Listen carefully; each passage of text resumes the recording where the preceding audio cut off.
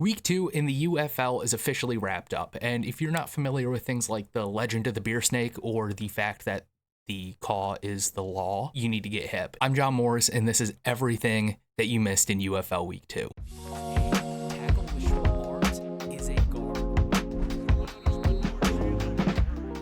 First game of the week was the Birmingham Stallions traveling to Ford Field to take on the Michigan Panthers, where on the first play from scrimmage, starting quarterback for the Stallions, Alex Magoo, went down with a shoulder injury, and he was replaced for the remainder of the game by quarterback Kellen, Mond, who was okay, I guess, very inconsistent. In the second half, he did eventually settle in. He had a deep touchdown pass to Deion Kane, but other than that, it was kind of ugly. He threw a couple of really ugly interceptions, including one late in the game that actually could have really set up the Panthers to come back and potentially win if they were able to capitalize. But as far as the rest of their offense goes, running back Ricky Person Jr., who definitely isn't just a randomly generated Madden character, tallied 53 yards and a touchdown on the ground. And even though they came out with a win, the Stallions do have massive questions at quarterback.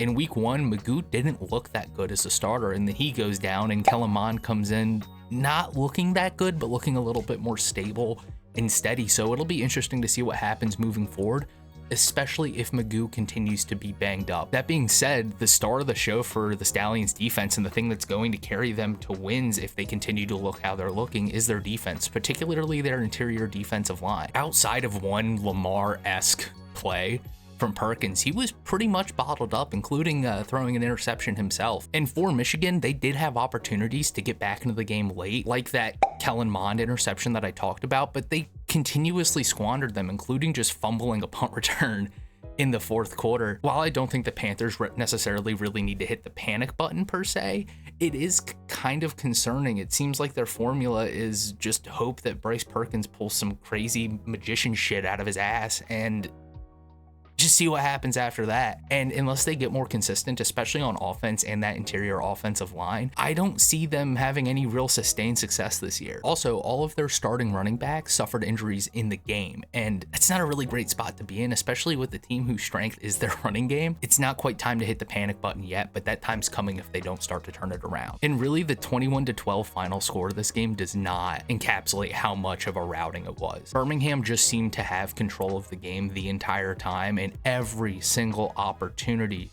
that the Panthers had where you thought, hey, maybe they could get back into this, either the Stallions outright shut them out, especially with that interior defensive line, or the Panthers took care of it themselves and just squandered it, either with turnovers or just really inconsistent play. This would have been a blowout if the Stallions had a little bit better offensive consistency with their quarterback situation and overall did a little bit better of a job taking care of the ball. The next game on the docket was a Friday night game where the Memphis Showboats went to DC to take on the DC Defenders. The big man play of the week happened in this game. Memphis defensive lineman PJ Hall absolutely stuffing a rushing attempt to force a field goal out of DC. This was a really just defensive game early. Both teams put up some field goals. They went into halftime with Memphis up 6-3. Things really kind of picked up in the fourth quarter though, with Memphis quarterback EJ Perry running in a touchdown to go up 12-9. The Showboats in general showed a ton more life this week. Last week they looked flat, just uninspired, like garbage. They looked like they had a little bit of life in them. Receiver Jonathan Adams for the Showboats had 9 receptions for 128 yards.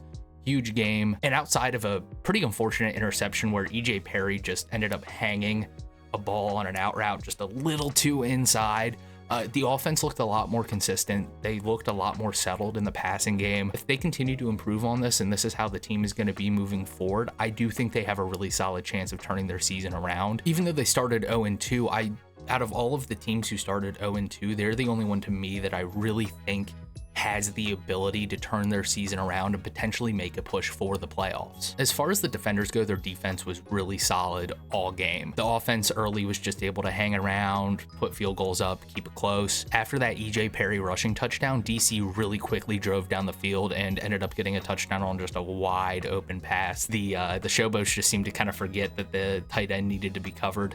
And then they followed that up with an electric trick play on a 2-point conversion attempt to put them up 17-12 12, which would be the final score. After that, Memphis would drive late to try and get a little closer with a field goal attempt, but DC was able to block it, really just sealing out the game. It is very clear that the defenders are comfortable letting their defense control games and just having their offense play a more ball control, do what you need to win kind of style of offense. And that's a proven recipe for success that they've had in seasons past. It worked for them 2 seasons ago. And it'll be interesting down the stretch here, especially with the game coming up in St. Louis next week, if that continues to work moving forward.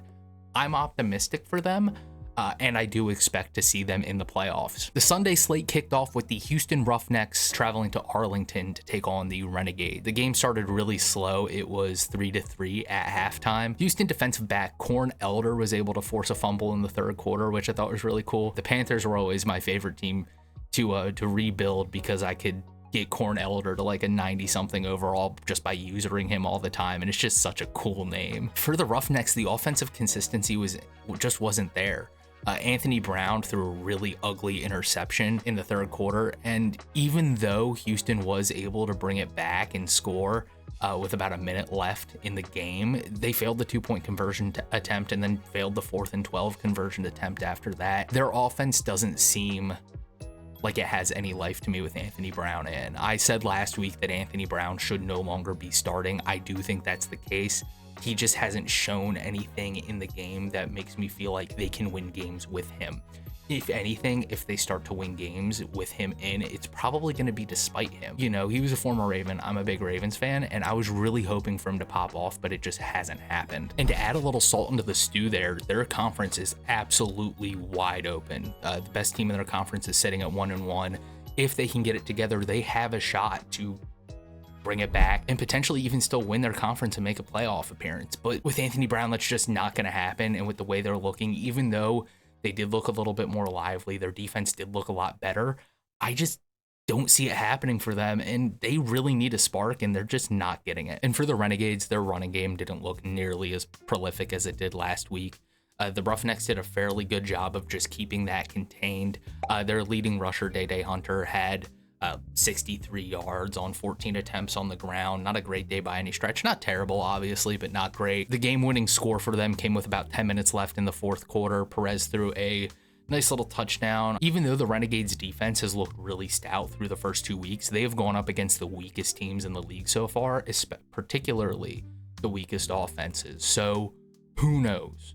They're still a huge question mark for me. I'm not, even though they're 2-0, I can't really get a grip on what they are at this point. And the final game of the week was the home opener for the most popular team in spring football, the St. Louis Battlehawks. Even further proof that moving the Rams to Los Angeles was a huge mistake. I mean, you got a spring league consistently bringing in 20,000 plus. Come on now, NFL, you can do better. St. Louis would open up the scoring with a 45-yard field goal by Mr. Spectacles himself, Rodrigo Blankenship. And then after that, it was the Jacob Saylor show. He had 3 touchdowns. He just looked electric. It is clear that he is the best skill position player in the league, and it's not particularly close. Every time he touches the ball, it seems like something huge can happen. Overall, for my money, the Battlehawks are the most complete team in the league, and they're a championship favorite. I have them in the championship. I would imagine most UFL fans have them as their championship favorite. As far as San Antonio goes, the only points they would really be able to muster in the first half was to close out the second quarter with a destroying field goal.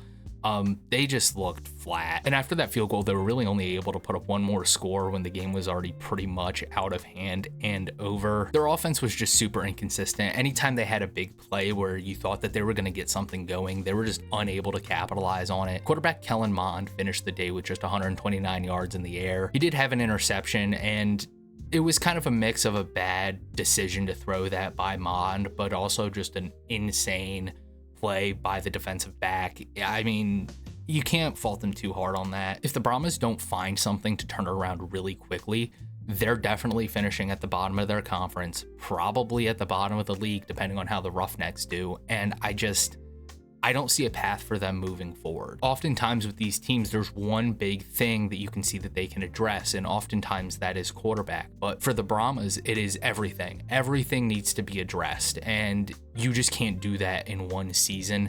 Looking through their schedule, the only game that I could see them actually winning the way they're playing right now is their week 5 matchup against the Roughnecks, and that's just a really tough position to be in. And that's what happened in UFL week 1, and we're gonna do some predictions for week 3. The week 3 slate kicks off with the Arlington Renegades going to Birmingham to take on the Stallions.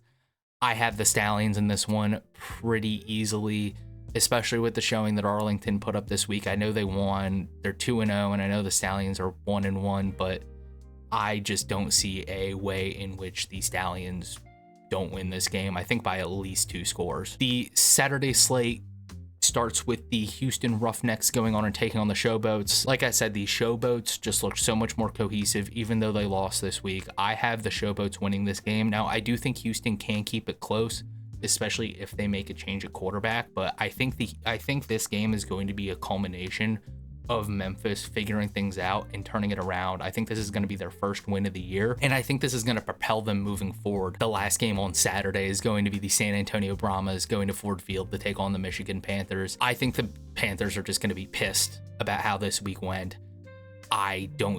The Brahmas are just going to be dead on arrival in Michigan at Ford Field. The Panthers are too good, even though they're 1-1 and they didn't look that great this week. I think Bryce Perkins is going to have himself a career game, and I wouldn't be surprised if this game finished something like 35-6 or something like that. And the most anticipated game of the week is going to be the DC Defenders traveling to St. Louis to take on the Battlehawks. As a Defenders fan, I am pained to say, but I do have the Battlehawks in this game.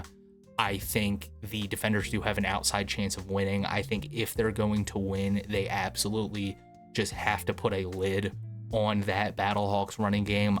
I'm not sure they can do it. The Defenders defense is really good, but I just think that with Jacob Sailors and all of the weapons that the Battlehawks have on offense, it's going to be too tall of an order for DC, but I do expect it to be kept close.